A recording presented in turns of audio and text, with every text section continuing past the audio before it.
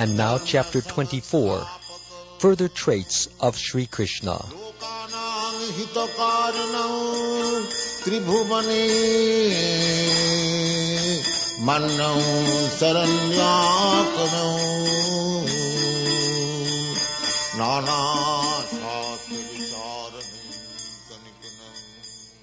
After describing the different opulences of Krishna, Srila Rupa Goswami tries to further describe the transcendental beauties and qualities of the Lord as decorated, enjoying, pleasing, dependable, steady, and predominating.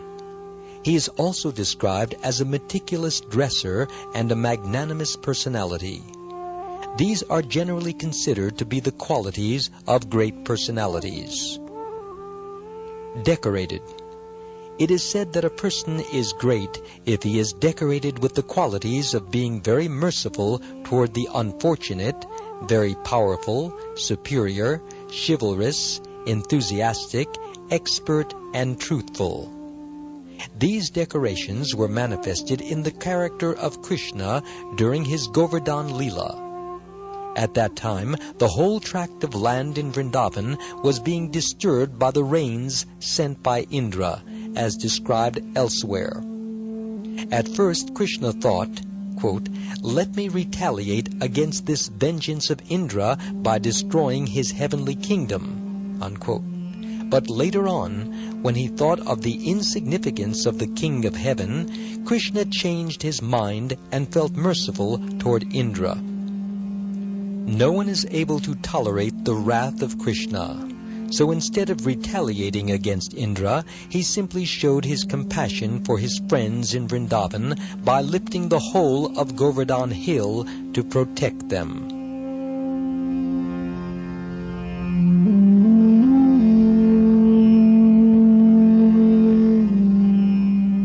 Enjoying. When a person is seen to be always happy and is accustomed to speak smilingly, he is considered to be in the mode of enjoyment. This trait was found in Krishna when he appeared at the sacrificial arena of King Kamsa. It is described that the lotus-eyed Krishna entered among the wrestlers without being impolite to them, glanced over them with determination, and seemed to them just like an elephant attacking some plants. Even while speaking to them, Krishna was still smiling, and in this way he stood valiantly upon the wrestling dais. Pleasing. When one's characteristics are very sweet and desirable, his personality is called pleasing. An example of Krishna's pleasing nature is thus described in Srimad Bhagavatam. Quote, "One day while Krishna was awaiting the arrival of Srimati Radharani by the bank of the Yamuna, he began to make a garland of kadamba flowers. In the meantime, Srimati Radharani appeared there, and at that time Murari, or Krishna, the enemy of Mura, glanced over Radharani very sweetly." Unquote. Dependable. Any person who is reliable in all circumstances is called dependable. In this connection, Rupa Goswami says that even the demons were relying upon the dependability of Krishna, because they were confident that Krishna would never attack them without due cause.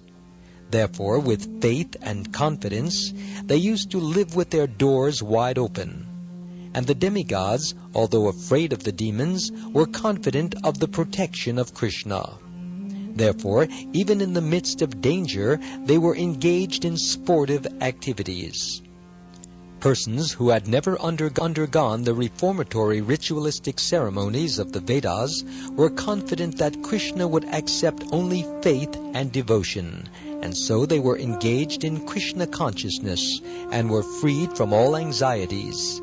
In other words, all kinds of men, from the demigods down to the uncultured, can rely on the causeless mercy of the Supreme Lord.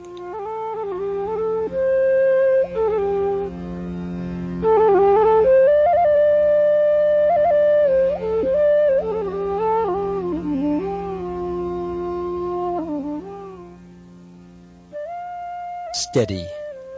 A person who is not disturbed, even in a situation of reverses, is called steady. This steadiness was observed in Krishna in connection with his chastising the demon known as Bana. The Bana demon had many hands, and Krishna was cutting off these hands one after another. This Bana was a great devotee of Lord Shiva and the goddess Durga. Thus, when Bana was being chastised, Lord Shiva and Durga became very furious at Krishna, but Krishna did not care for them. Predominating.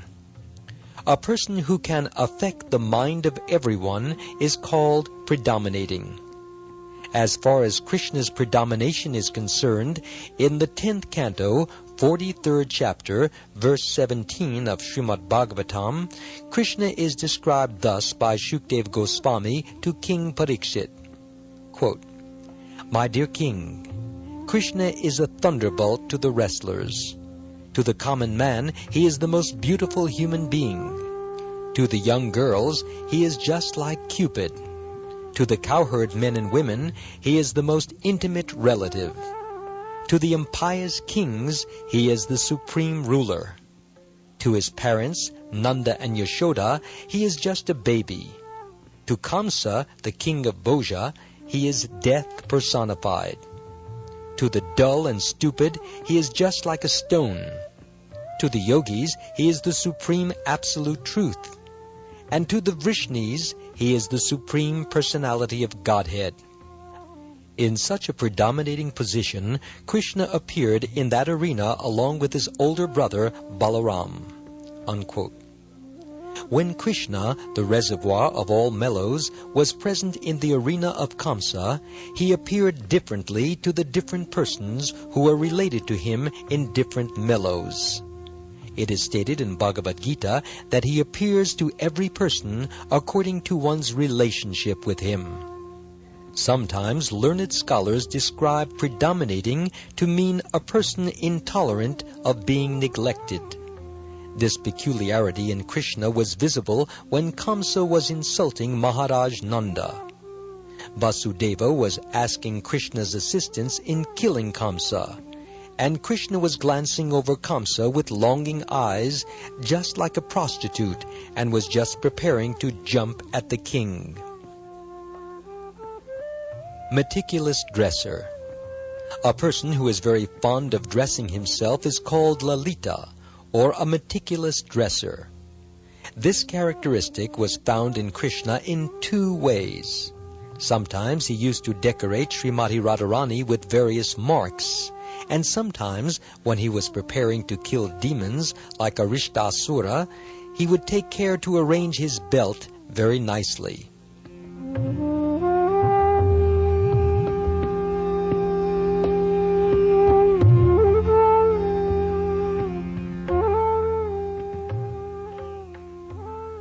Magnanimous. Persons who can give themselves to anyone are called magnanimous. No one could be more magnanimous than Krishna because he is always prepared to give himself completely to his devotee.